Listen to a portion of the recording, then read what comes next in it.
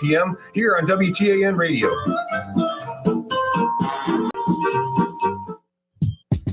Tune in to the Shrink and Wrap Show here on Tan Talk Radio. Our stories and our topics will include, but are not limited to, everyday issues. We're here for you, for our listeners. We want to know what's important to you. So again, don't miss us on Tan Talk Radio. Tune in again, Shrink and Wrap Show. We'll see you then. That's the Shrink and Wrap Show every Thursday from 3 to 4 p.m. right here on the Tan Talk Radio Network.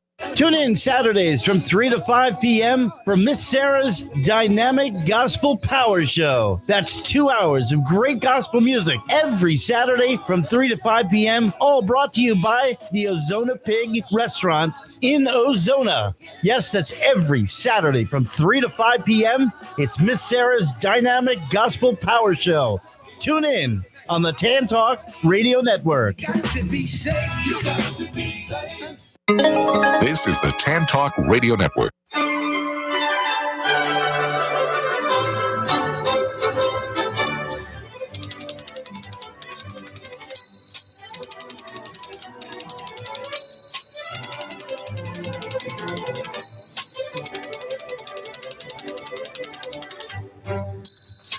Hi, this is Patsy with a Z. Welcome to Joy on Paper, a program for writers and those who dream of writing, and for everyone who wants to know the story behind the book. Coming to you from glorious Clearwater, Florida, the perfect place for writers to write and readers to enjoy a good book. And today, I have something very special for everyone. My guest is Douglas Brunt, the author of The Mysterious Case of Rudolph Diesel, Genius, Power, and Deception on the Eve of World War I. Hi, Doug. Hey, Patsy. Thank you so much for having me back. It's always so fun talking with you. Well, it's always a joy for me. As my listeners know, you were the fourth caller on my program. The first, when I think back on it, all the way back in April 2015. It's really quite amazing. And now with this book, I am so thrilled with this book. It is amazing. And when I got it, I was so enthralled. It took my breath away, Doug. It's just brilliant. Oh, thank you. I am most proud of this book, of my several books out there.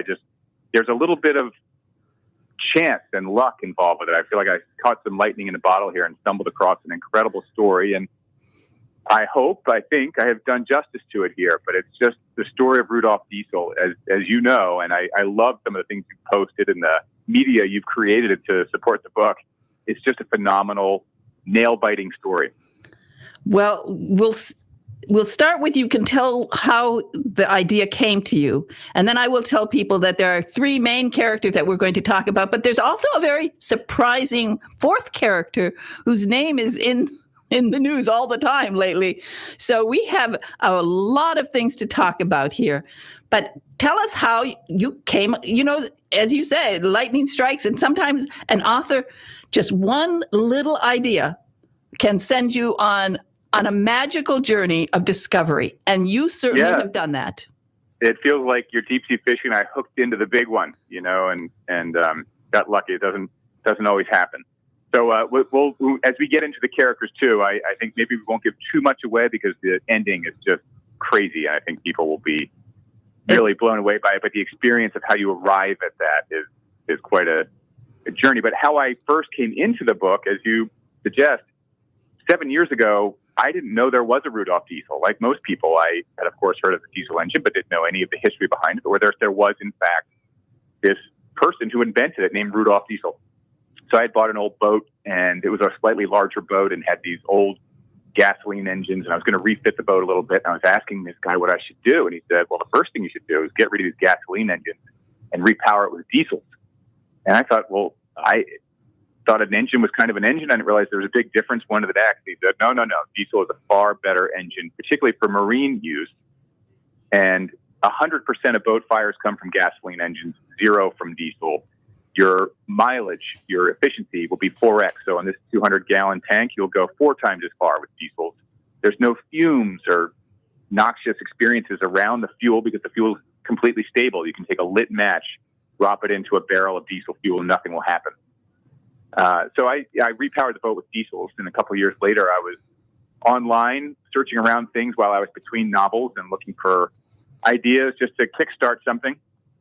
And I came across this list of mysterious disappearances at sea. And on the list was Rudolph Diesel. And I thought, my gosh, I wonder if that has anything to do with these new diesels that I just bought. And of course, it did. I clicked on the story of the events of September 29, 1913, and that got everything going on the book. And I went down about a 5-year rabbit hole and then came out with what you've read. Well, I was worried about you there because it was so funny.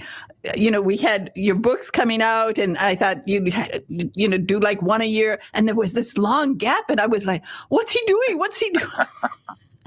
And now I know because you did a heck of a job of research here. This is phenomenal. Really, that's the word for it, because when you get on a subject and then you start down that magical path of discovery, and you went to a lot through a lot of documents, I think, to get there. But one of the best is that he actually, Rudolph Diesel, as everybody knows the word diesel, and you're right. Most people didn't even know he was a person. Right. Now because I have perhaps 50, maybe 70 books about World War I. So I was familiar with World War I. I certainly was familiar with the name, but I had no idea of the importance of this man. And as you subtitled it, genius, the genius of this man. Yeah, and it's funny, he is frequently misspelled with a lowercase d, which you don't see with Ford with a lowercase f or Chrysler or Benz. And the deficit of appreciation for Rudolph Diesel, his contribution through the 20th century and to this day. He unveiled the engine first in Germany in 1897. The engine, the core principle of the engine, still operates in fundamentally the same way as what he showed in 1897. And it has powered our global economy and continues to do so. If you imagine a piece of fruit grown in a tropical region, all the farm equipment, all the heavy machinery used to grow that fruit is diesel powered. Gets loaded on a truck, everything larger than a passenger car, diesel powered. Goes down to the port, the crane, diesel powered, loads it onto a cargo ship, 100% of which are diesel powered. Goes across the Atlantic, gets unloaded in the next port, crane, truck, onto a train. All trains are diesel powered.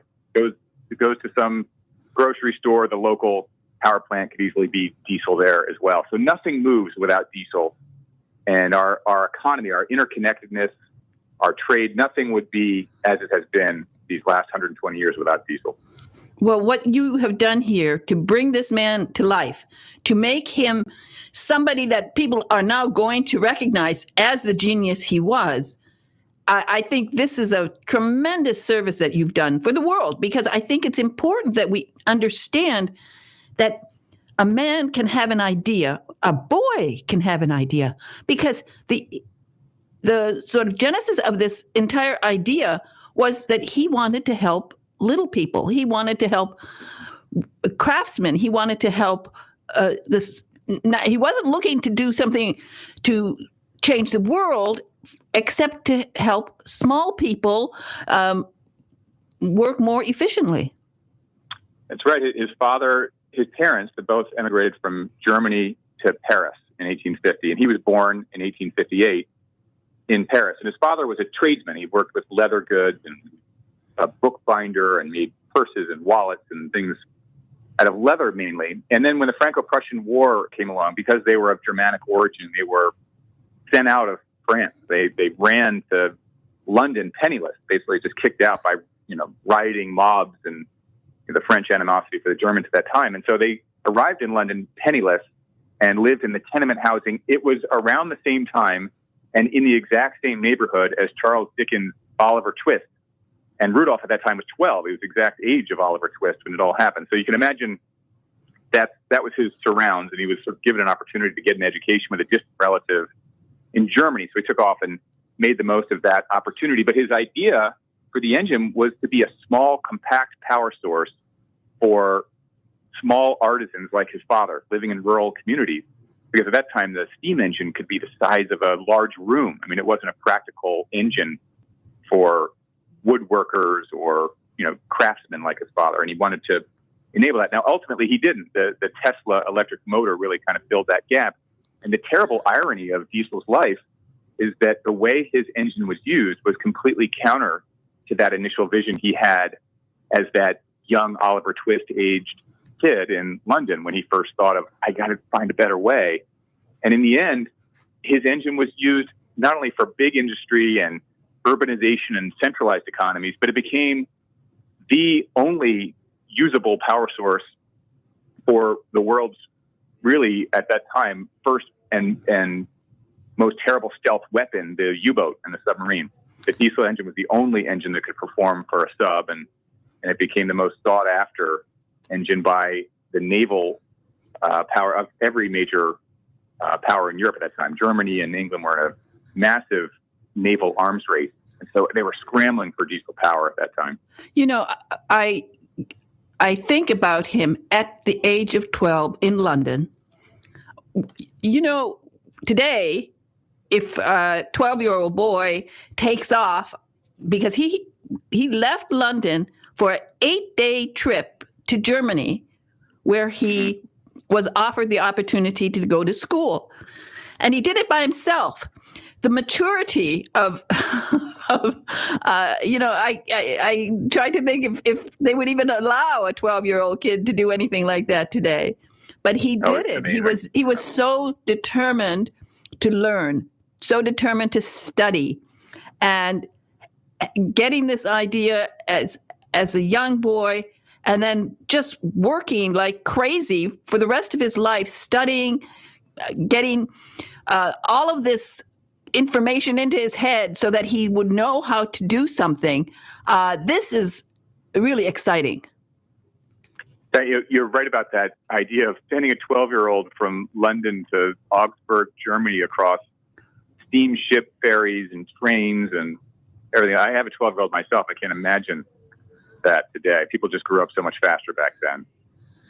But you're right. He was determined, and having seen the kind of despair of industrial age London, and knowing that if he didn't succeed with an education and climb out of that, that's where he was heading back. And so he worked with the desperation of someone who is, knows what awaits if he has to return to London. Well, when we talk about a genius, somebody who has this idea, and it becomes really so much a part of them. He wanted to accomplish something, and it isn't that it's simply an IQ genius. It's the genius of being able to hone your knowledge and to really study and work to it. Mm-hmm. And you really need to have a relentless determination, because he hit so many brick walls and frustrating moments. He would frequently say, I feel like I'm taking 2 steps forward and then 3 steps back, and you go down wrong paths. At one point he was working with ammonia gas as a fuel for his engine. And I realized, after months and months of toiling away, that's not the answer. It's something else. And so it took him years. He finished his university work in Munich around 1881. And then he was working for Carl von Linde, who was a pioneer in refrigeration, and also a fellow German engineer, and had been his professor while he was in Munich. So he worked in this refrigeration plant, working with these machines for Linde, while he was always, though, still as a side project, determined to figure out a more efficient combustion engine. To say what he thought of even at 12 years old in London. There's a scene that's in the family lore and written in biographies by his son, as he would tell these stories to the family of him standing on the London Bridge, looking over a landscape, and you'd see steamships coming up the River Thames with plumes of black smoke coming out, partially burnt pieces of coal, and steam factories emitting all these towers of smog everywhere. And you can imagine it almost looks like Frodo looking over Mordor or something. I mean, it's really a dark seen. And he's like, but there's a better way to do all this. And he was determined to pursue that goal all the way through the 1880s. By 1892, he has a patent filed, and he finally leaves Lind, the employee of Lind, and working for someone else, to go exclusively on pursuing this now patented idea. And he finds business partners who support him and pay for the lab work to develop it. So from 1892 to 1897, he goes through several prototypes until he releases the one in 1897 that becomes a more commercial success. Well, I thought it was so amazing when one of the things that you note is that he kept a diary. He wrote a lot about what he was doing and what he was thinking. And I love the one about Jefferson, where he had written down, and obviously had read, Thomas Jefferson's 10 rules for a useful life. And it is never put off till tomorrow what you can do today. So there he was, influenced by an American to do what he could today and do it, and he did learn to do it well. So that's an exciting connection to America, one of many. Yes, and he considered himself more of a citizen of the world, and this is at a time when nationalism and militarism and social Darwinism were very much in the consciousness of the world. And so he came from German roots, but he was born in Paris. He lived in London for a time. He was a big fan of the emerging strength and ideals of America. So he really was kind of more of a universal kind of person, and he took the best, I think, of each. So he had a very strong work ethic, and as you say, that Jefferson 10 rules of a useful life. He had a strong sort of Germanic work ethic, but he was also fairly liberal-minded in terms of idea sharing. And one of his thoughts when he licensed the engine out, which at that time the licensing model was that by national territory, people would acquire or purchase the exclusive rights to manufacture and market within their national territory. And so he insisted, though, that each of his licensees, so, for example, in America or North America, and the exclusive licensee was Adolphus Busch, who licensed the diesel engine initially to pump water and power refrigeration in his breweries for Anheuser-Busch. He separately built a diesel company to build diesels for the U.S. Navy and the submarine fleet. But Diesel wanted everyone to share their ideas. As they made small advancements with the engine to improve certain things, he wanted that knowledge sent back to a central area where everyone in the diesel community could benefit by the advances made anywhere. Now, he really was a really special guy. And at that time, the engineers also felt this dual responsibility to be not only an engineer, but to be also a social theorist, so that they could help think through the applications of the technology that they were introducing. Now, as an inventor, and this, as somebody, I have 4 patents, so I have gone through patent fights. I did not know that about you. Oh yes, I know. I have been to federal courts. I have gone through all of that on a small scale. Compared to him, he faced so many challenges. People who tried to steal his ideas, people who tried to take advantage of him. He had to be a very strong business person as well as a great inventor. He did, and he had a number of challenges there. Not only were there rival engineers and scientists who either wanted to claim credit for some of his work or were threatened by his work because they were working on a different type of engine. The gasoline combustion engine was still very much taking off there, and that was a threat that was threatened by diesel. And also the fuel issue was very unsettled at that time. It was not a foregone conclusion that the 20th century would be primarily using petroleum and gasoline as fuel. And one of the things I unearthed, I did not know this until I got deep into the research of this book, but in 1905, there was a New York City taxi fleet of electric cars, hundreds of electric cars, and there was a battery charging station on Broadway in Times Square in 1905. So everyone thinks now, Elon Musk is coming along with these newfangled electric cars. Well, no, that was going on 120 years ago in New York City. And that was a big threat to Rockefeller and Standard Oil, because while he was the richest man in the world, from the time of the founding of Standard Oil in 1870 to 1900, he made all of his money off kerosene. Standard Oil and Rockefeller, they were in the illumination business, and gasoline was a waste product that they would throw away. And along came the electric light bulb, though. Edison and others were developing an electric light bulb, which threatened to do to Rockefeller and kerosene what they had done to the whaling industry and, whale blubber used for illumination. So in 1905 through 1915, Rockefeller is very much under threat because his kerosene revenue stream was rapidly eroding and giving way to the electric light bulb. And he needed the gasoline combustion engine to take off. It's so funny when as you mentioned here, the company, the electric car company, which was all the way back in those days, and it had potential, and it also involved Henry Ford. And Henry Ford himself was interested in electric vehicles. Today, I'm not sure Ford Motor Company is very happy with electric vehicles. I understand they lost $3 billion last year. But tell us that story about Henry Ford's involvement. Henry Ford and Thomas Edison were working together on an electric car project. They struggled to get the battery right. It was leaking. They had these nickel batteries that were leaking. But there was also this mysterious fire in a New Jersey plant of Edison's where he had a number of buildings, almost like a campus of buildings because he was doing so many different things. But among those things was a project in partnership with Henry Ford to develop the electric car. And a massive fire, and suspicious massive fire, broke out there. And some people thought something nefarious had gone on there, potentially from the big oil trusts trying to interfere in the success of an electric car at that time.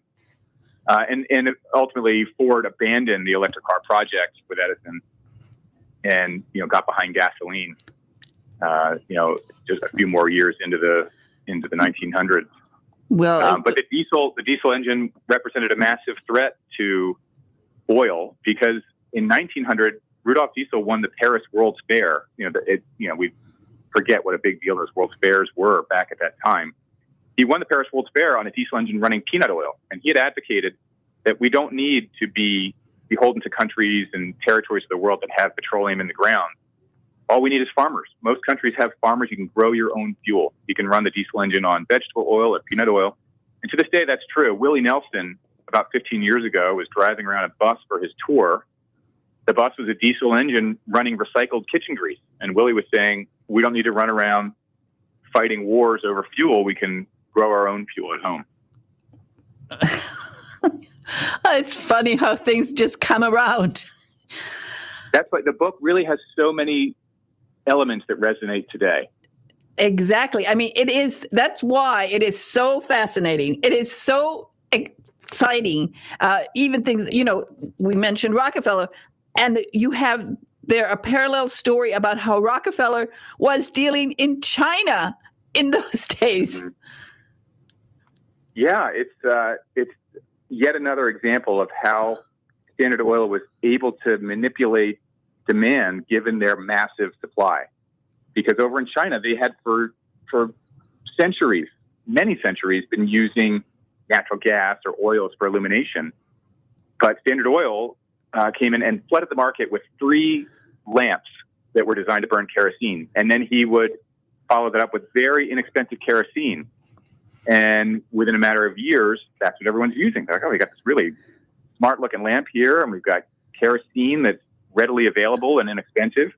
So everyone starts using kerosene, and then the price goes up. And so he's sort of addicted that new territory to what he's got. And he can, of course, afford to do that. He can have these loss leader initiatives where he's taking a loss in the beginning, but then he's got this massive population now using his product.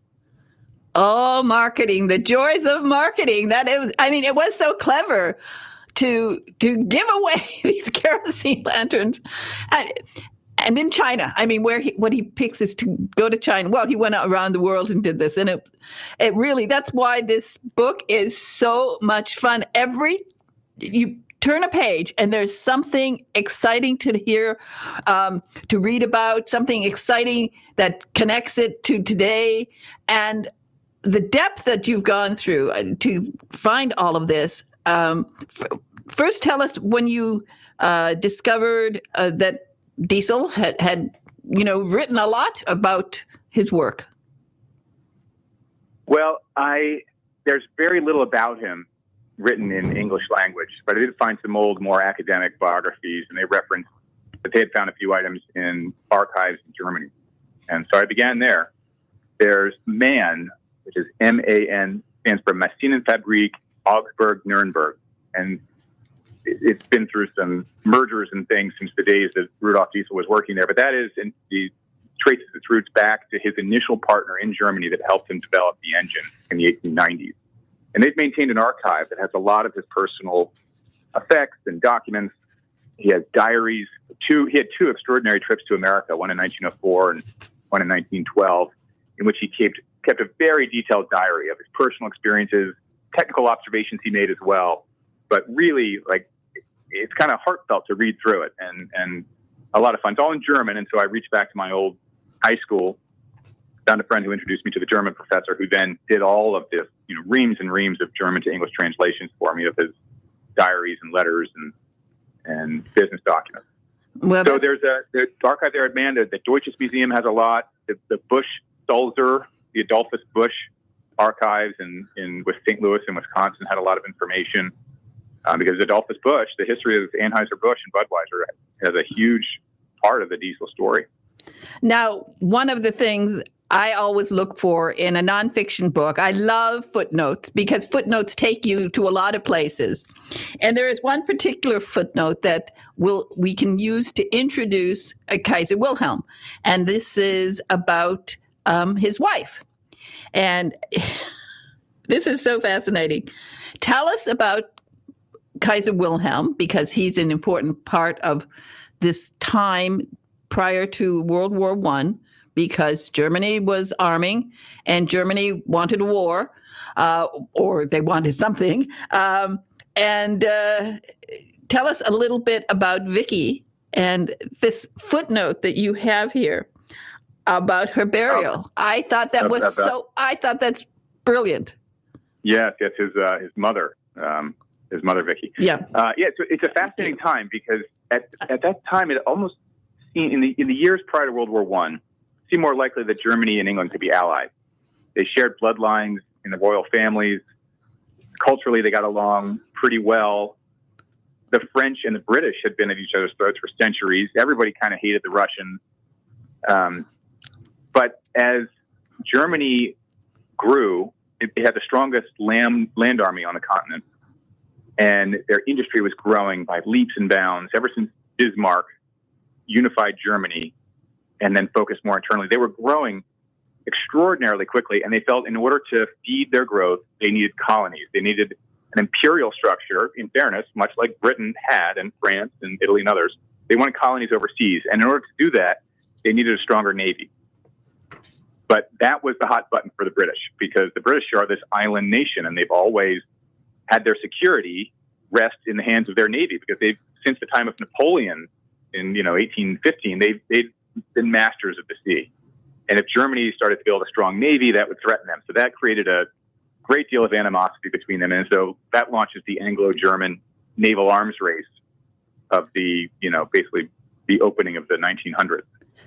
Now, Kaiser Wilhelm was the favorite grandson of Queen Victoria. She loved him. It was her first daughter, Vicky, married a German prince, and they had Kaiser Wilhelm. So Kaiser Wilhelm II was the grandson of Queen Victoria and was over there all the time. And he envied the British Navy and wanted to have one of his own.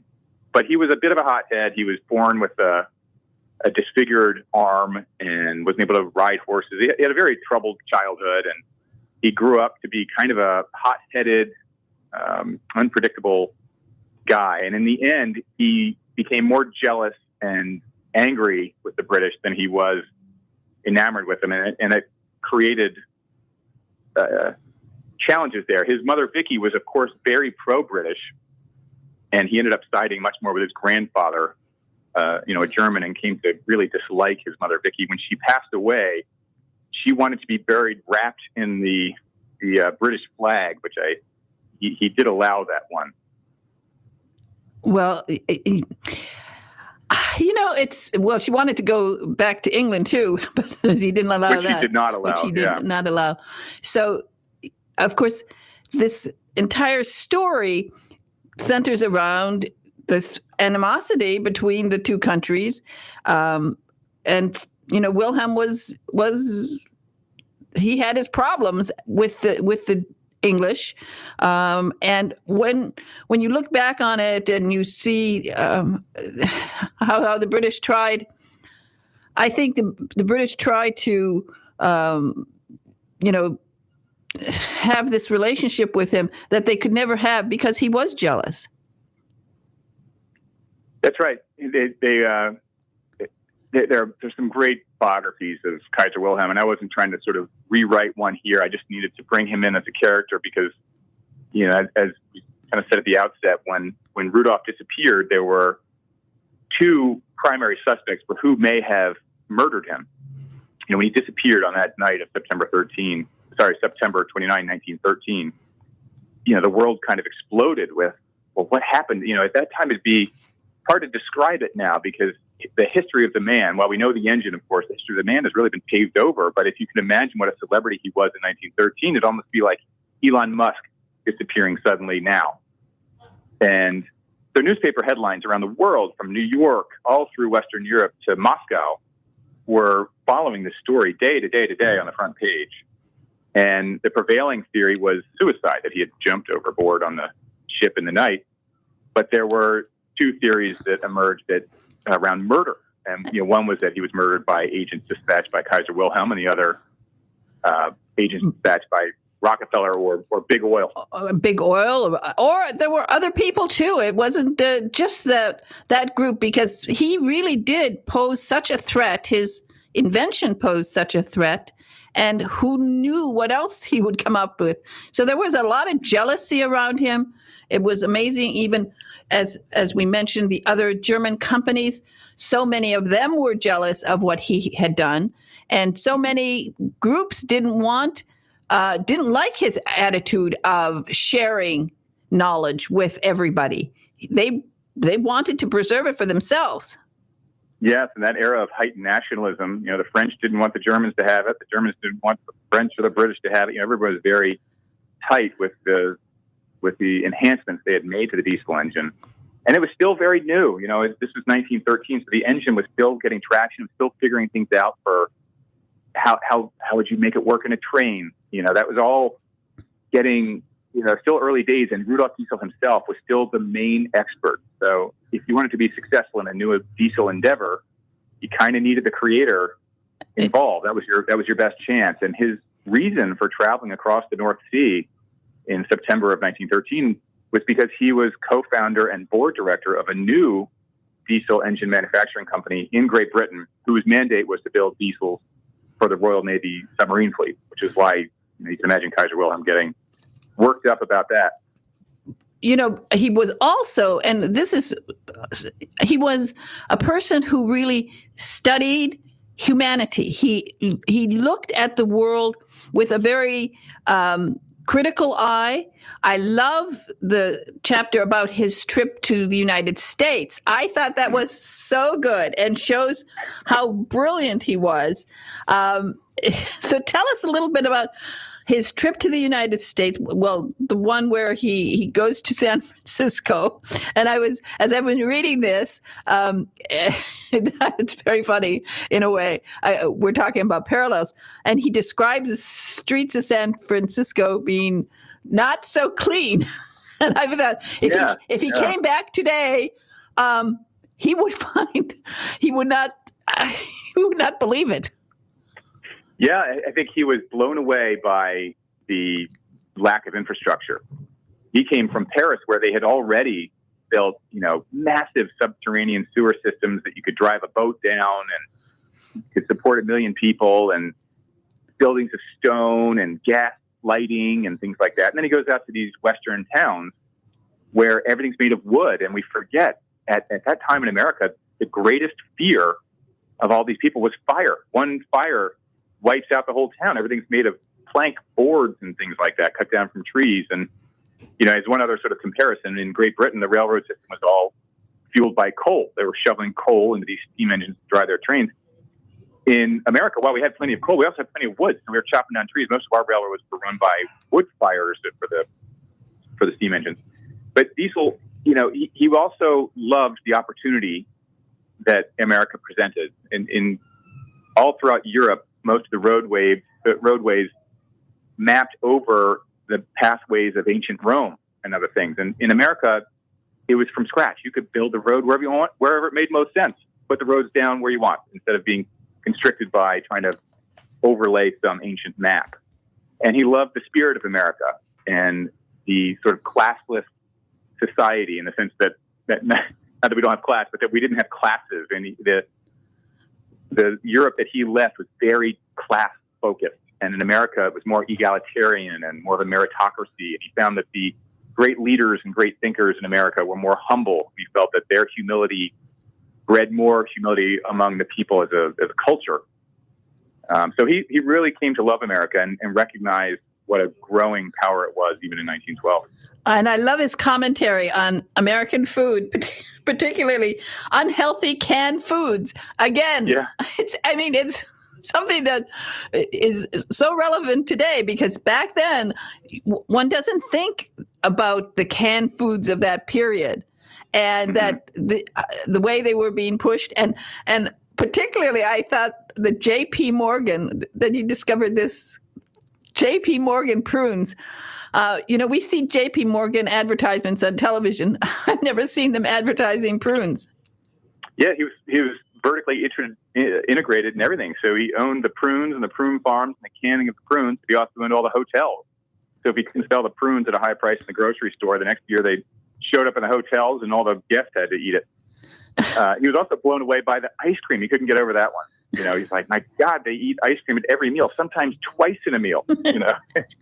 So, and he's like all sorts of combinations of food and random order, and so he had. It's really a very funny scene, as well. His meeting with Edison in 1912. He met with Thomas Edison in Orange, New Jersey, at Edison's lab there, and that one is certainly worth reading, as you know. Of course, in fairness, I have only Diesel's side of the story. I haven't. There doesn't seem to exist any version of Edison writing notes about the meeting, but Diesel did, and it's very, very funny and amusing reading. It is. Well, everything, as I said, every little bit in this book is perfect. It's brilliant. You really have done a brilliant job. And what I love about it is, you've taken a nonfiction idea, nonfiction book, but you've added that element of a thriller writer. You've written it as a thriller, so it takes your breath away. Sometimes you're reading it and you realize that you're caught up in this story. You don't know for sure what's going to happen. You don't know what little tidbits you're throwing in there to sort of lead the reader to this final conclusion that you come to. It is so exciting. The writing itself is so exciting. Oh, thank you. Yeah, the hope was to write it in a novelistic way. And so, it's the narrative nonfiction of which Eric Larson and David Gran are really the current leaders, but that Barbara Tuchman, I think in a big way, pioneered with her books, The Zimmerman Telegram or The Guns of August. She is just such a terrific writer. And you've accomplished the same thing. You really have. You make it, first of all, you're so, the stroke of lightning that hit you with this coming across Diesel, because let's talk a little bit about his other abilities. He was not just, his family. He loved his family. He was an artist. He had this wonderful eye for art, for writing, and he even played the piano. Mm-hmm. Yeah, he was really gifted, and he was quite a letter writer. There are some letters that he wrote to his wife that are so romantic and poetic that you'd think, well, this mathematician, weird German engineer, it just seems incongruous. But he really was more of a Renaissance man. That's to kind of overuse that phrase. But he was a man of many talents. His mother had been a governess, which was, a fairly prestigious role, particularly at that time, where wealthier people would kind of give over not just their care, but their education of their children to a governess. And his mother was very much in the arts and appreciated music as well as, painting and sculpture. So he was always enthusiastic about museums for art. He was a big, really appreciated music and played it himself. And there are stories from his children about evenings when Rudolph would be on a piano playing classical music for the family and things like that. So really, as a writer or biographer, I have to be careful not to fall too much in love with the subject, but I really, it's hard not to really appreciate Rudolph. Well, I think the reader's going to fall in love with him. They're going to want it. It changes you in a way when you read this book, because that's what a great book does. It gives you depth of ideas, depth. You look at something differently. Everybody goes to the I still call it petrol station, the gas station, and you see the word diesel, and nobody ever thinks twice about it. But after reading this book, all of the stories that you come out with, all of the explanations of his life, of his inventions, and of the people around him, these will come back to people's minds for the rest of their lives. Yeah, I hope so. I hope, one of the joys of all this is I can have a moment in an archive where I pick up a piece of paper that might otherwise not have a lot of meaning for anyone, but it has meaning in Diesel's life. And at this point, I probably know more about Rudolf Diesel than anyone on the planet. I would stack myself up that way. But I'll find some little scrap of paper that in the context of this story is so meaningful. Diesel said this right after Churchill said that, or Kaiser Wilhelm did this, and it's gold. And he's like, oh my gosh. And this sort of brings the story to new heights. And it's fun to be able to put that into a book and then share it with people and bring that story out of the archives to people who are, interested and want to read great stories and learn history. Well, so it was a joy of a process. Well, I'm glad you're using the word joy. That's that's it, my favorite word. And I'm also glad that you mentioned Churchill, because as I'm reading this book and as I getting deeper and deeper into it, I kept thinking to myself, Winston Churchill is standing behind Doug, putting his hand on his shoulder and saying, good job, Doug. Well, so he, of course, was the other half of the Anglo-German arms race. A lot of people think about Churchill as the World War II figure, but he played an enormous role in the run-up to World War I as well. He was First Lord of the Admiralty, which is the number one post in the Royal Navy. It's a political position, and then First Sea Lord is the top military position, which is subordinate to Churchill's political position. So he was in charge of preparing the Royal Navy for war, and the Royal Navy was a much bigger deal than the British Army. I mean, they really were a naval power. So he was one of the most significant figures, even in the 1910s, and was watching all of this with great interest. Not only was the Royal Navy the most powerful military force on the water, but the British had the most powerful merchant marine fleet as well. They had more ships, faster ships, doing more trade than any other country. And diesel changed the game for the merchant marines as well.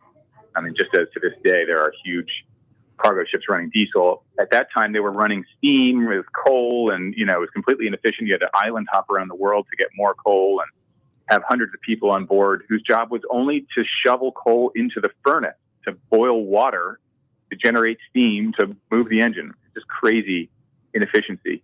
And diesel changed all that. He had this compact little engine that just threw liquid fuel automatically down from a tank. You didn't need 200 people in there shoveling coal around, or rooms full of coal and making stops for more coal. So anyone who had diesel in their merchant marine fleet would immediately dominate international trade.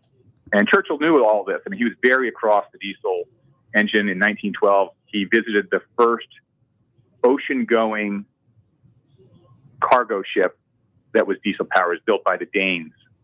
A firm in Denmark built it, called the Selandia. And they made a trip up the Thames into London, and Churchill took a tour of it in 1912, and he came off remarking that it's the perfect maritime masterpiece. One of the most important inventions of the century. So he was up very across diesel, what it meant for the Navy, what it meant for commerce, and was watching this all with great interest, particularly with anxiety over rising tensions with Germany. As one of the greatest historians, of course, Churchill's writing is in a way, I kept thinking, you're writing, you've gotten something from Churchill because you're writing this in the same style, very readable, very exciting, always with knowing that you're sort of keeping an eye out for that reader, wanting that reader to turn that page and find something new and something that will become really a part of their thought process. And you've done that just as Churchill did. Oh, thank you. Thanks very much for saying that. It was a challenging book to structure, and my editor was very, very helpful with this, particularly with the structure, because on the one hand, it's a biography of Diesel, but it's also this sort of murder mystery whodunit, and it's a primer on turn-of-the-century diplomacy, and it's a combustion engines for dummies. I mean, the book has a lot of things to get across to the reader in order for the story and the conclusion to be the most compelling it can be. You need to understand why diesel technology is so existential for some people. And, you also want Diesel to be this three-dimensional person coming off the page that you can get to know and care about. And you also want to know the times. And so when you understand the motives of why Kaiser Wilhelm or Rockefeller would want to murder Diesel, you do understand the dynamics of the era, what's going on in the world then. And the book, I think, brings that all together. And it also is a charming time to be in. I love that quarter century before World War I. I jokingly refer to it as Downton Abbey, the early season, because it's before the hinge of history of World War I, when the world suddenly began living a different way. And think about all the empires that collapsed as a result of World War I, the Ottoman Empire, the Russian Empire, the German Empire, the Austrian Empire. All these royal courts in Europe were gone and had more liberal democracies afterward. And people lived differently too. I mean, industrialization was part of that. People were already moving into cities and out of rural areas as part of that. But World War I accelerated all of that. Well, you're right. And this is a fascinating period. And I was thinking your agent and was probably getting worried there. You're not writing. He's not writing. No, where's his book? Agents like a book every year. And I'm thinking your agent like, oh, what's he doing? What's he doing? But I think it was worth it. I think so. He's like, get out of the archive, get back here and start putting pages on the file. Because I think what you have here is a major hit, a book that really is going to resonate. I think people are going to get it, enjoy it, talk about it, because this is the kind of book you want to talk to people about. You want to tell them what you've discovered. And there are, as I said, so many parallels to today. And one of the things, of course, I don't know if somebody's optioned it yet, but we know this is going to be a film. This is certainly going to be a film. I knew that when we talked about Ghosts of Manhattan, and I'm waiting for that one because I mean, I've already mentally, I've written that script, but this one is so exciting because it has so many depths and so many possibilities. I want to tell the story from his childhood on. I mean, this is a mini-series, I hope. Have you signed the deal yet for a mini-series? There are option discussions happening. I knew it. I knew it. Yeah. I want a mini-series. I want, it's going to, I mean, so your agent who was getting worried, like, well, she's supposed to be writing a book and bringing, your agent is going to benefit from this long and wonderful research that you've done, because this is going to be a major mini-series.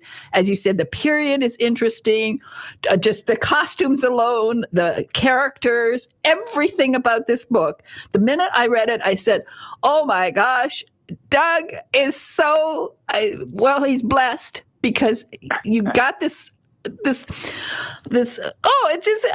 so thrilling when I think of an author getting one little idea and then running with it, because not everybody would have talent that you've put into this book, because you'd have put in this novel side of you, has really written a novel that is exciting. So, and I think, I have read, I think, every Pulitzer Prize winning book in the past 50 years. And I hope that somebody will put this up. Maybe I will put this up for a Pulitzer, because you have made history come alive. And I love this book. Oh, well, thank you so much. Thank you for saying that. Well, your lips to the Pulitzer's ears. Well, Doug, I'm almost running out of time, and I can't let you go. I mentioned Ghosts of Manhattan, and that's why I think of you almost every day, because I do play Ella Fitzgerald's song is on my playlist. And so I'm going to play you out with that. I'm going to keep promoting it. So don't worry about that. I'll tell everybody about your website, everything about that. But I want to be there when you get a Pulitzer. Okay. That's a deal. Okay. We've got a date. Okay. Because one of the reasons when I started the program, I said, I'm going to do it because one day I want to afford to be able to bring Doug down to the studio, because I was flirting with you something awful during that interview. We can't get away with it nowadays. It's been a long time, right? 9 years. Anyway, I'm going to play you out with the song that reminds me of you every single day of the year. Okay? What a pleasure. Thank you so much. And everybody, Douglas Brunt. And the name of this book is The Mysterious Case of Rudolf Diesel, Genius, Power, and Deception on the Eve of World War I. Everybody, you're going to get this book and you're going to love it. And I'm going to say bye-bye to Doug with this song.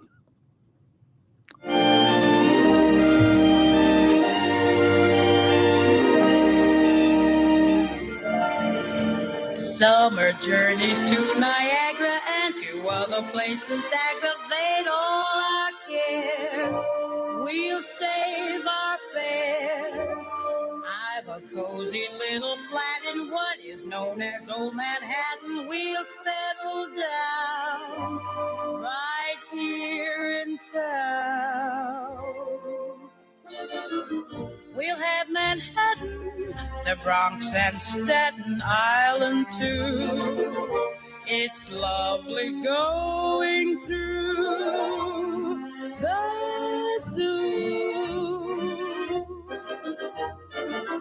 It's very fancy on old Delancey Street, you know. The subway charms us so when balmy breezes blow to and fro. And tell me what street compares with Mott Street in July. Sweet push carts gently gliding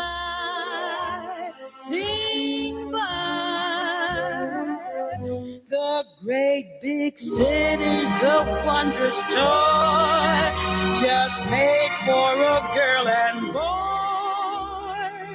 We'll turn Manhattan into an Isle of Joy.